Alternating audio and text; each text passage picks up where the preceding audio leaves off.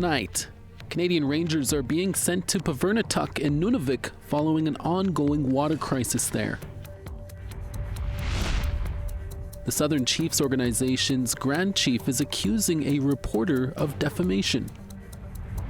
The Canadian Environmental Law Association says this is a direct attack on the rule of law, and we agree. We're very concerned. And First Nation and environmental groups are speaking out against potential resource development in the Ring of Fire in Ontario.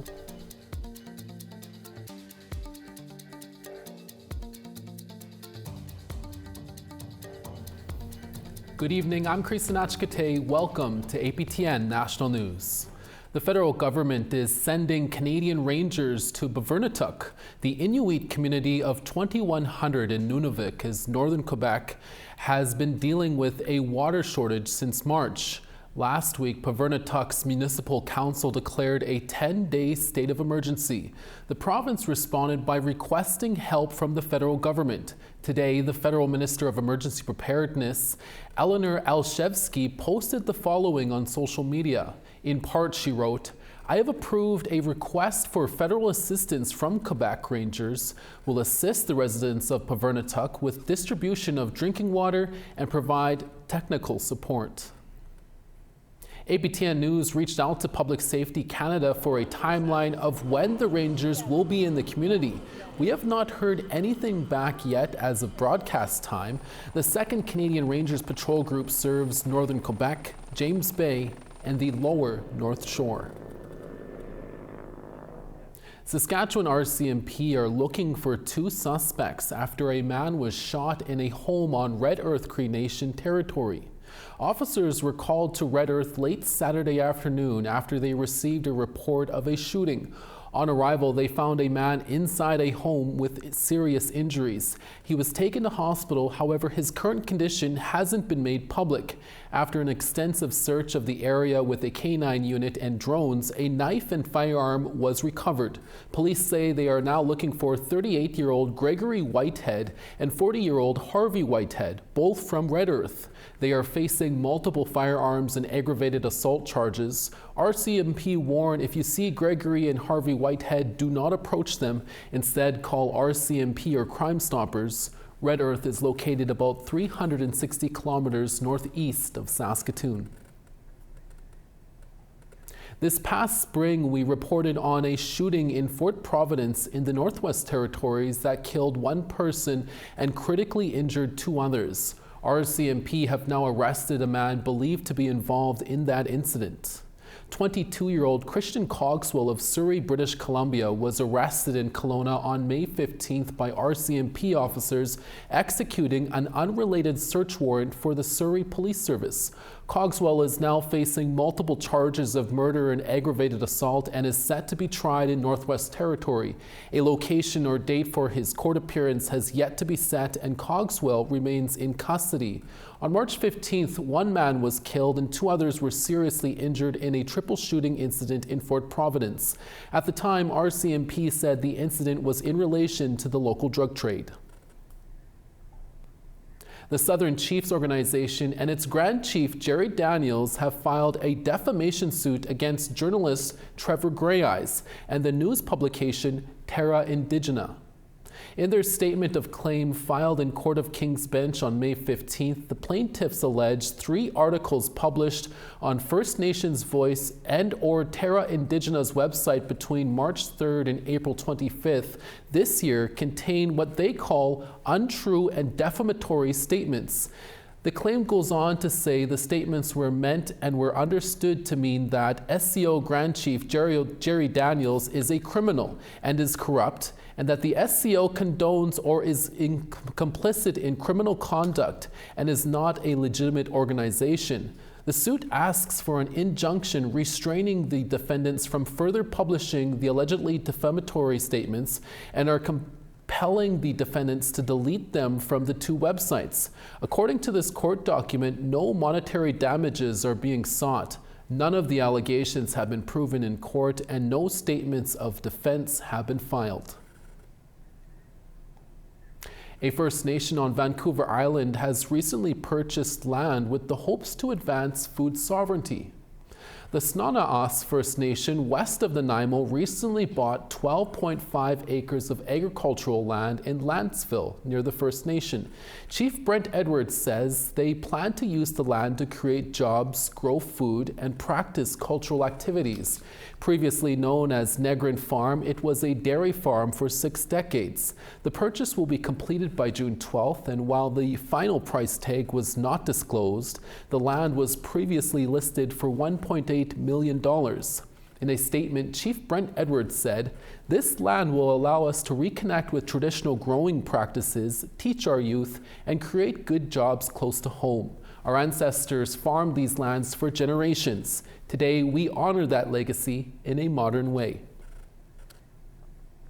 A number of First Nations in northern Quebec have handed out eviction notices to 11 forestry companies who want to operate in their territory.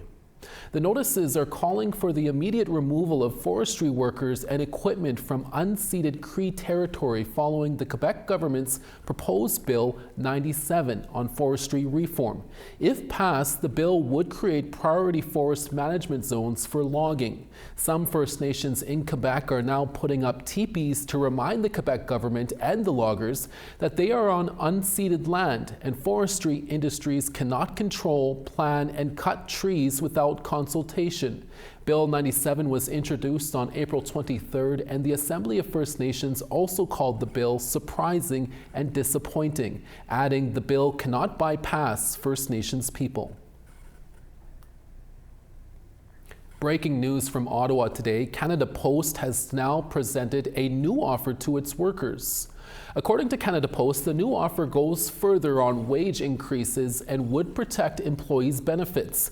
Canada Post has also proposed changes to its delivery model to increase its flexibility and to help address what it calls significant financial and operational challenges.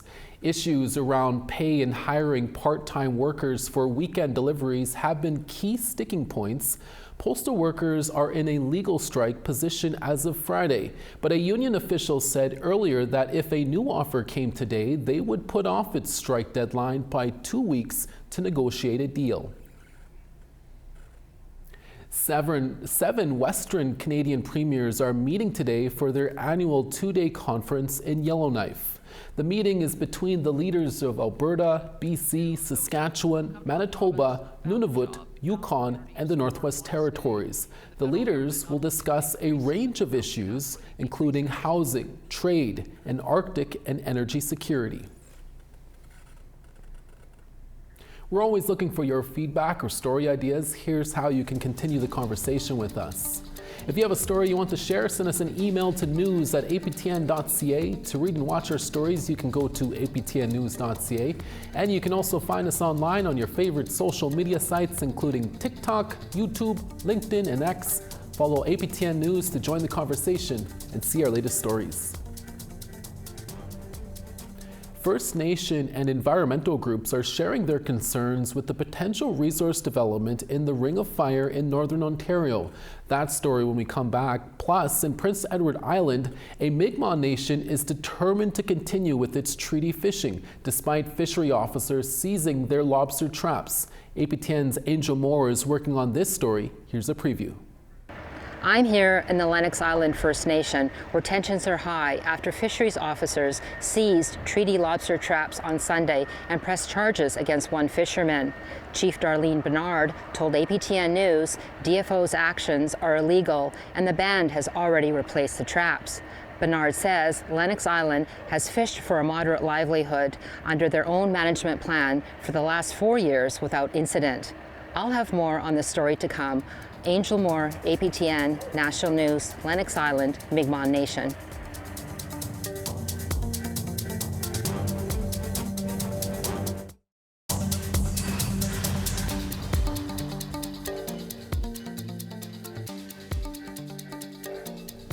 Welcome back. First Nations and environmental groups across Ontario are expected to appear before a provincial committee on the interior in the coming days. The meetings are scheduled to begin tomorrow at the Ontario Legislature and examine Bill 5. It's legislation that's supposed to speed up approvals of projects in special economic zones. Members of the Wildlands League are preparing to appear before that committee next week. Anna Baggio is the Conservation Director. She joins me now to preview what she'll be presenting at the committee. Thank you for joining us, Anna. According to your analysis, the number of mining claims in the Ring of Fire in Northern Ontario have skyrocketed in the last few years. Can you explain how that has increased? And can you also describe what those claims look like now? Yes, thank you, Creason. Happy to join you. So, since 2022, the claims have gone up by over 60%. And this is a really big deal because claims get registered in Ontario on a computer as long as somebody has a prospector's license and can pay the money to register a claim. And right now we're seeing over 800,000 hectares of land that's been gobbled up by mining in the Ring of Fire in Northern Ontario. And in terms of the why things have exploded, I'm not sure exactly. Probably has something to do with some of the rhetoric coming out of our premier, that he's just all gung-ho for the Ring of Fire. But what that means, and what a lot of the communities will know, is that that comes with a lot of harmful activities. So even though they register claims on the computer, these companies, then they go to do exploration activities, and these exploration activities can create a lot of damage. They drag machines through the bush, they have line cutting, they have blasting, there's helicopters flying overhead, there could be continuous snowmobiling. And so that all has an impact, especially in these peatlands that are so important for the planet. And so that's why we wanted to let people know about the size and the scale of just exploration and claim staking right now. And the other reason why we wanted to bring it to people's attention is because the Premier of Ontario is talking about turning this whole area into a special economic zone, which would mean the laws of Ontario wouldn't apply.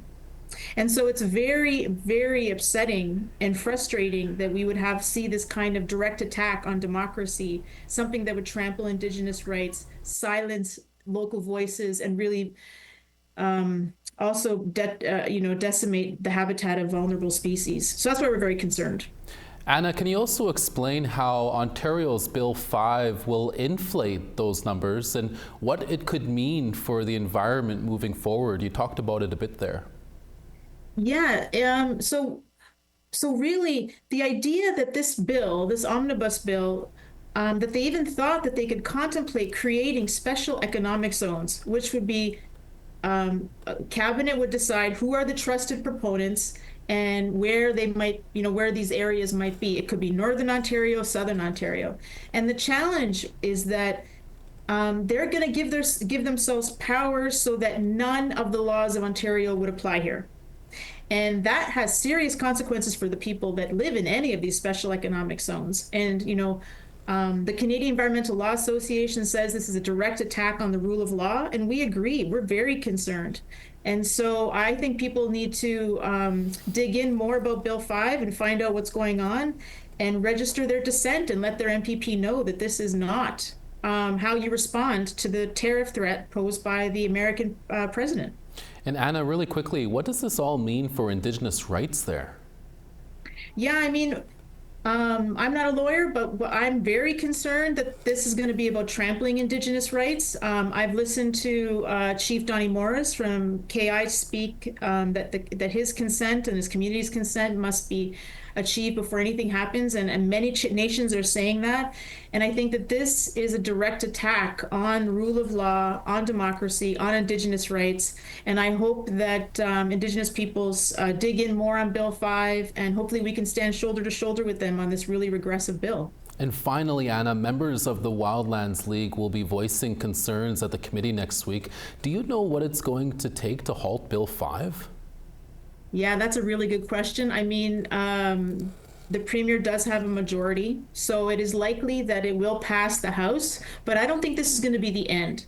So just because they've just because it gets through the House, then they're going to want to implement it somewhere. And, we stood shoulder to shoulder with KI back in 2008 when an exploration company wanted to ram through and go onto those lands. So, I mean, we will see where the province ends up wanting to try and use these powers. And we are going to stand with communities as they fight back, because I think this is not done. And I think we're very worried, but we're not going to let our neighbors down. And so we're going to keep going, and I hope many people also keep going with us. Anna Baggio, we'll have to leave it there. Thank you for your time. Thank you so much. We have more news after the break. Stay with us.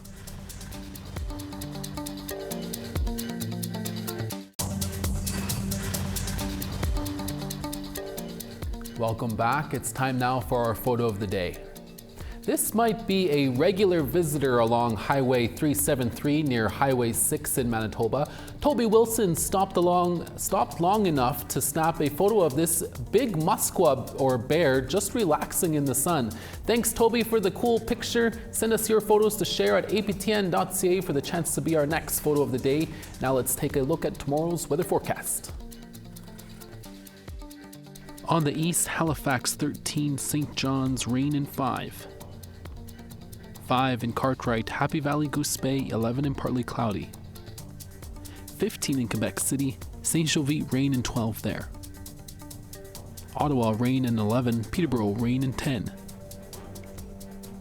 Showers in Elliott Lake at 11, Sudbury 9. Thompson partly cloudy and 20, God's Lake 16. Barons River 20, Gimli 20. Estevan 17, Swift Current 17.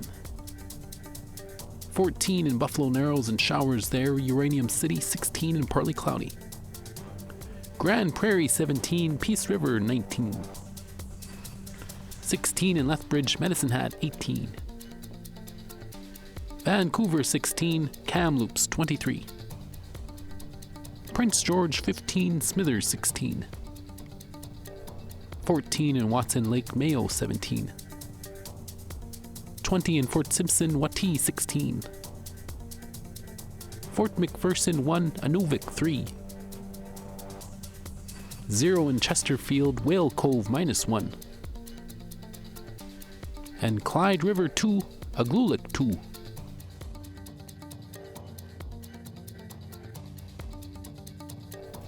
A one-woman play is about to make its debut in Vancouver, and as APTN's Tina House explains, the actress who wrote and stars in the play is no stranger to the silver screen. Michelle Thrush has been acting since the early 1980s and has won multiple awards over the years for her work. She has starred in major Hollywood productions such as Prey, the feature film and TV series Bones of Crows, and Blackstone, where she played Gail Stoney. And now, Michelle Thrush brings that star power to Vancouver to debut her latest play she wrote in 2017 called Inner Elder. Now, this isn't some ancient knowledge that was passed down to me through my grandfathers or anything like that. I mean, no one ever taught me when I was a little girl how to pray or told me that I could talk to trees. The storyline of Inner Elder is it's my life. It's little snippets of what it was like to grow up in the city of Calgary, little brown girl surrounded by a lot of white conservatives, basically, growing up in Calgary, and how I survived that with a couple of parents that were not at their best because of their own trauma, and it's a comedy. Thrush is hoping to take the play to Edmonton, Regina, Saskatoon, and Winnipeg next year. When I have the debut here, I think the audience will see a little bit of humor, some touching moments. There's just a whole array of emotions and laughter. Laughter is high on the list. So I hope when people come see Inner Elder that they leave with a big smile on their face. Inner Elder's debut at the Fire Hall Theatre is Thursday, May the 22nd, and opening night is already sold out. Tina House, APTN National News, Vancouver. Thank you, Tina. Over the long weekend, Yellowknife was treated to a special performance featuring a traditional throat singer all the way from Nunavik. APTN video journalist Bruce Dela Cruz has that story. Olivia Chislett warms up her voice before her first ever performance in Yellowknife. She is an accomplished throat singer and multimedia artist from Iqaluit, Nunavik, with her singing career beginning in unlikely places. And so when I was a kid, I used to listen to audio tapes of throat singing, little cassette player tapes at my daycare. And I used to, every time there was throat singers on the local television, I would be this close to the screen, my mom would say, and just trying to copy all the sounds that they were doing. She is performing with local folk and bluegrass artist Lester Slade. Their set includes her throat singing fused with Western styles of music. Traditional throat songs, so songs that already have like a set rhythm and melody and everything.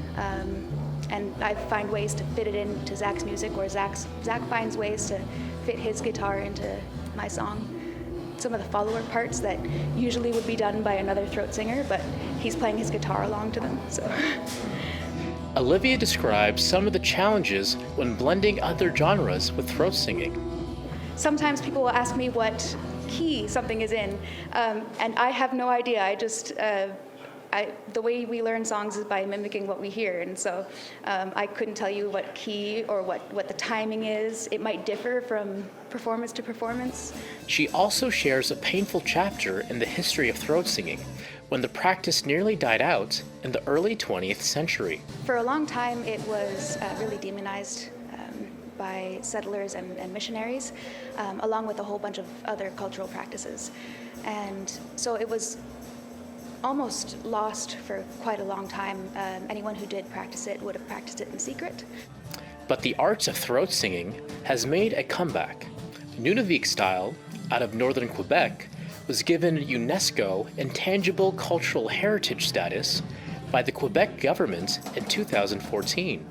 It started off getting revitalized in Nunavik, I believe, and from there, more and more people were inspired to start bringing it back, to start asking their elders questions, start asking each other questions. It was a lot of just love for the art itself that brought it back. At the end of the day, throat singing is much more than just an art form for Olivia. It's a rediscovery of oneself. For me, throat singing is part of proof of what we were and what we are, and things that we lost can be brought back. Bruce De La Cruz, APTN National News, Yellowknife. And finally for us, it's Canada's last hope. The Edmonton Oilers are in Dallas tonight for Game 1 of the Western Conference Finals. There's a few different players playing in the series, obviously, but in a lot of ways it's very similar. You know, same coach, same system, and same thing for us. You know, we haven't changed much, they haven't changed much. Just going to be about who has a better couple of weeks here. The Oilers have had a week off after eliminating Vegas in 5 games. Sadly, the Stars knocked out the Winnipeg Jets last Saturday. The conference final is a rematch from last year when the Oilers beat the Stars in Game 6 to reach the Stanley Cup final. All you Oilers fans better smudge the TV tonight.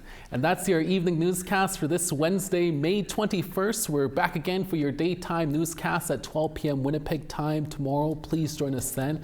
From all of us at APTN National News, hi miigwech masicho kwana. Thank you for watching, and we'll see you again next time.